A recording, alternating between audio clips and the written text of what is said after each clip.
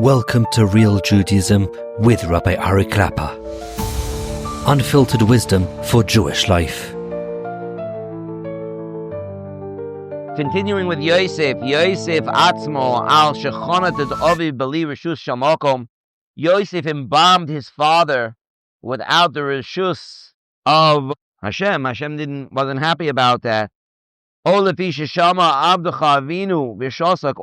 heard from his brothers before they knew that he was Yosef. They referred to his father as your servant, our father. In other words, they called Yaakov Avinu the servant of Yosef, which was obviously not true. And Yosef was hiding the fact that he was still Yosef, but still to hear that, and he was shosok, he didn't say anything. So the Medrash says, the market Islay, according to either side, he died before his brothers. Yosef Atzadik only lived to 110. His brothers lived much longer. The longest was Levi. Levi, I think, lived to 137. And Yosef only lived to 110. Difference of 27 years. And here, the Mesilas Yesharim brings that you see that even great people like Yosef Atzadik were punished because of little infractions, little things that they did. HaKadosh Baruch Hu cares about the little details that we do. Not just the big things, it's the little things. The next example also is like that. David, lefi shekar ledivrei Torah zemiros nena shenichshal b'davar Uzzah v'nit arba simchaso. David, who called divrei Torah zemiros, which you would think maybe to call the words of Torah songs would be a good thing. Right, but to a certain degree, there was a certain pigam in that. And the Gemara in Soita says that he was punished, that Uzzah was killed in the celebration of bringing the Aron back to Yerushalayim. And because of that, the whole simcha, bringing it back, had to be stopped. And that was a tremendous loss for David. He was so excited, and it had to come to an end. Again, there's another example. How little details make a big deal. Now, you might say that Hashem only cares about little details by the gedolim, but it's not true. It's not true. Hashem doesn't overlook anything. If he doesn't overlook anything, so in our case also, does he going to judge us the way he judges gedolim? No, each person in their own place, he judges. Hashem knows everything about everybody.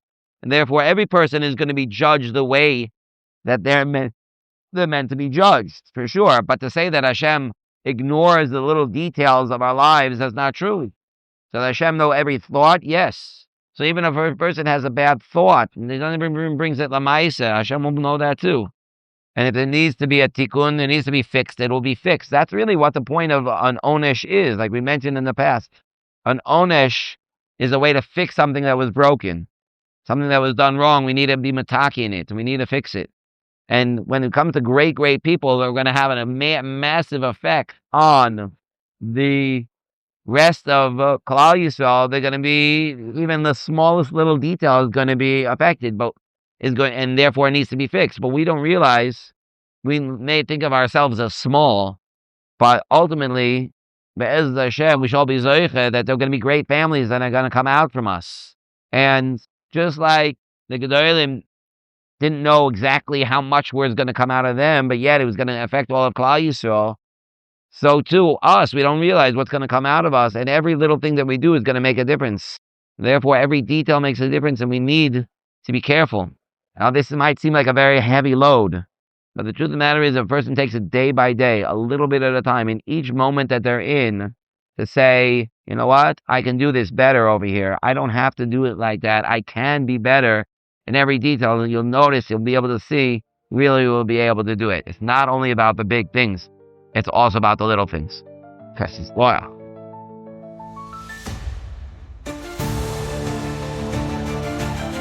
Thank you for joining Real Judaism, where we explore Torah's wisdom for real life. Created by J Foundations and produced by Eli Podcast Productions. Find more episodes at realjudaism.org. and subscribe wherever you listen to podcasts.